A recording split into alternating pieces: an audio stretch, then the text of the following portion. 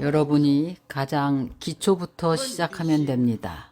마음이 여기 앉아 있을 때는 마음이 일어나지 않습니다. 그러나 외부에서 어떤 경계상이 있으면 바로 경계상을 따라서 일어납니다. 어떤 경계상도 없으면 고요해집니다. 마음에 아무 생각도 없다가 누군가 부르면, 여러분의 이름을 부르면 바로 마음이 일어납니다. 또 무슨 일인가를 이야기하면 바로 마음이 경계를 따라서 바뀝니다. 마음이 경계를 따라서 바뀔 때에 그럼 그 마음은 진짜 마음이 아닙니다. 망심입니다. 허망한 경계를 따라서 바뀝니다. 이 도리는 우리가 지금 몇 마디로 설명한다고 알 수 있는 것이 아닙니다. 그럼 중생이 없습니다. 다 성불했습니다. 이 중간에 수행할 것이 많이 있습니다. 왜냐하면 여래께서 설하신 언어와 문자가 단지 여러분에게 대표적으로 보여주는 하나의 보일 뿐입니다. 이것을 보고 알고 인식하라는 것입니다. 허망한 지견을 일으켜서는 안 됩니다. 깨달아야 합니다. 무엇을 깨닫는가 하면 무상입니다. 상이 없습니다. 제법이 무상입니다. 제법의 진실입니다.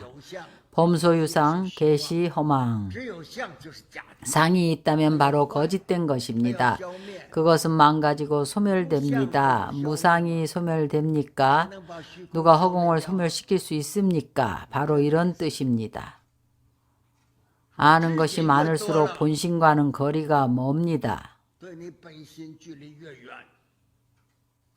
그래서 한 법도 내지 않고 한 생각도 일으키지 않는다고 말합니다.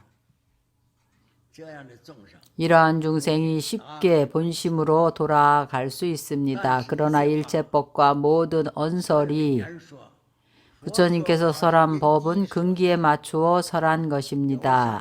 어떤 근기인가에 따라서 그 법을 설하셨습니다. 그러나 마음을 밝히지 못하면 영원히 성불할 수 없습니다. 반드시 마음을 밝혀야 합니다. 그래서 마음을 밝힌다는 것은 자신을 깨닫는 것입니다. 예를 들면 우리가 금강경을 독송합니다. 금강경은 우리에게 제법의 불생불멸을 관하라고 합니다. 만약 이렇게 관하지 않고 입으로만 염송하고 마음으로 행하지 않는다면 얻을 수 있겠습니까? 부처님께서 우리에게 욕심내지 말고 성내지 말고 어리석지 말라고 하셨습니다. 예를 들어서 말씀드리겠습니다. 누군가 나를 건드리고 욕한다면 머릿속에 내가 없으면 번뇌가 일어나지 않습니다. 장서방, 이서방이라는 거짓 이름이 있으면 자신이 장서방인데 누가 장서방을 욕하면 마음이 불편합니다. 만약 자신이 이서방이라면 장서방을 욕하든지 말든지 아무 상관이 없습니다. 바로 이런 뜻입니다. 만약 여러분에게 상이 없으면 어떤 상도 없으면 그럼 일체에 대해 다 집착하지 않습니다. 어떤 사물에 대해서도 마음에서 내려놓을 수 있고 본질을 간파할 수가 있습니다. 그러나 모든 중생들이 다 그렇게 생각하지는 않습니다. 우리가 태어날 때 무엇을 가지고 왔습니까? 어머니가 나를 출산하실 때에 아무것도 없었습니다. 우리가 죽은 후에는 현재는 화장을 합니다. 불로 태워버리고 나면 어떤 것이 나입니까? 아직 무엇이 있습니까? 태어날 때 아무것도 가져오지 않았고 죽을 때도 아무것도 가지고 가지 못합니다. 아무것도 내가 아닙니다. 이 도리는 아주 간단합니다. 알겠습니까?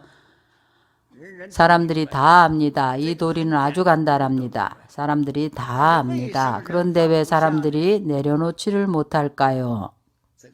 이 중간에 망심이 하나 있어서 마음을 쉬지 못하는 겁니다. 그래서 일체 사물에 대해서 반드시 깊이 이해해야 합니다. 항상 관을 해야 합니다. 우리가 사용하는 언어 가운데에서 어떤 물건을 말하든지 간에 전부 나의라고 합니다.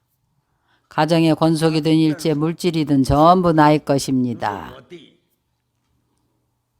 중간에 반드시 의라는 어조사를 넣습니다. 소유격 어조사를 넣는데요. 왜 그럴까요? 왜냐하면 내가 아니기 때문입니다. 나의라는 것은 다 내가 아닙니다. 나이라는 것에 속하는 겁니다. 나이라는 것은 내가 아닙니다. 뭐뭐의 그 글자를 없애버리면 내가 어디에 있습니까? 나의 눈, 나의 귀, 나의 머리, 나의 몸. 이 몸을 떠나서 내가 어디에 있습니까? 이것은 나의 무엇입니다. 그럼 나는 어디에 있습니까? 이것은 우리가 관을 해야 합니다. 관은 바로 생각하는 것입니다. 바로 사유하고 수행하는 것입니다. 매일 이곳에서 수행하는 것입니다. 그래서 나를 찾고 나면 깨달은 것입니다. 우리가 깨달았다고 말하는 것은 분명히 알게 되는 것입니다. 이 육체는 내가 아닙니다. 이것은 내가 죽은 후에 진짜 내가 존재한다는 것을 설명하는 것입니다. 사람들은 죽어버렸다고 말합니다. 그러나 죽었다고 끝난 것이 아닙니다. 무엇이 있는가 하면 업이 아직 따라다닙니다. 설령 백천급 억만 만년을 지나더라도 자신이 지은 업은 선업이든 악업이든지 간에 끝나지 않습니다. 지은 업이 없어지지 않고 따라다닙니다. 빚진 것은 반드시 갚아야 합니다.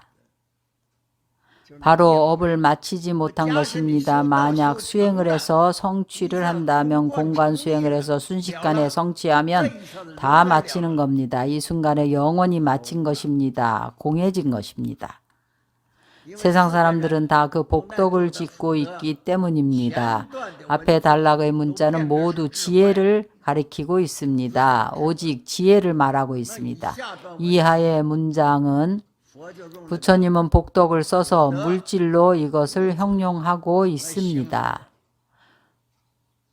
무엇을 형용하고 있는가 하면 이 득실을 형용하고 이 유무를 표현하고 있습니다.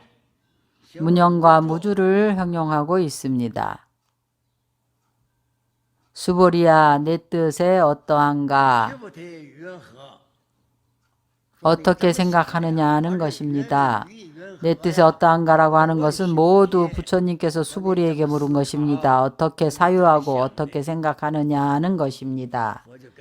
부처님께서 그에게 말했습니다. 만약에 어떤 한 사람이 엄청난 재물을 가지고 있는데 삼천대천 세계를 칠부로 가득 채워가지고 이렇게 많은 재물로서 우리는 삼천대천 세계는 말할 것도 없이 우리 이 강서성에 한 성만큼의 보배가 있다고 말하더라도 온 땅 위에 보배로 가득 채워서 강서성 땅 위에 온통 다 보배를 가득 채운다면 삼천대천 세계의 보배라고 말하는 것은 아주 큰 것입니다. 한 부처님께서 관하라는 구역입니다. 그것을 가지고 무엇을 하는가 하면 사람들에게 보시를 합니다. 삼천대천 세계의 보배로서 보시하는 겁니다.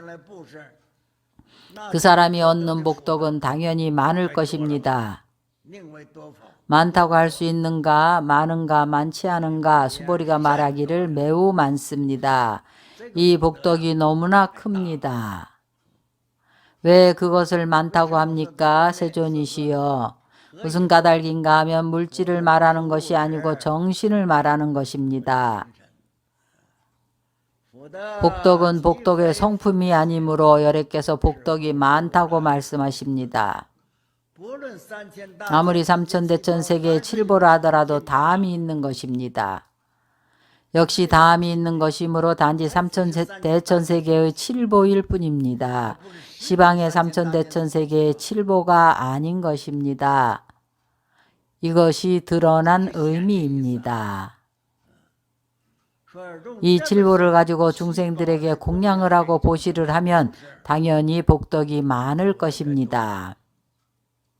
그래서 수보리가 이어서 말하기를 복덕은 복덕의 성품이 아닙니다. 상이지 성품이 아닙니다. 수량이 아무리 많더라도 역시 다할 때가 있습니다. 만약 복덕이 채라면 다함이 없습니다. 여기에서 말하는 공의 뜻은 바로 우리가 말하는 일체 물질입니다. 결국에는 한도가 있고 수량이 있습니다. 하나의 삼천대천 세계의 칠보일 뿐이지 않습니까? 역시 한량이 있는 것입니다. 그래서 그것은 체와 성이 진실로 많은 것입니다. 그래서 수보리가 많다 했는데 많다는 것이 상이 아닙니다. 복덕은 복덕의 상이 아닙니다. 그러므로 여러께서 복덕이 많다고 한 것입니다. 복덕은 복덕의 성품이 아닙니다. 이 단락에서는 우리에게 알려줍니다. 반야의 지혜는 무궁무진한 것입니다. 수보리는 지혜로서 대답을 한 것입니다. 부처님은 상으로서 설하신 것입니다. 상이 있는 것은 다 다함이 있습니다. 만약 우리가 무의를 증득하면 그 복덕은 무궁무진합니다. 일체유의법은 다함이 있습니다.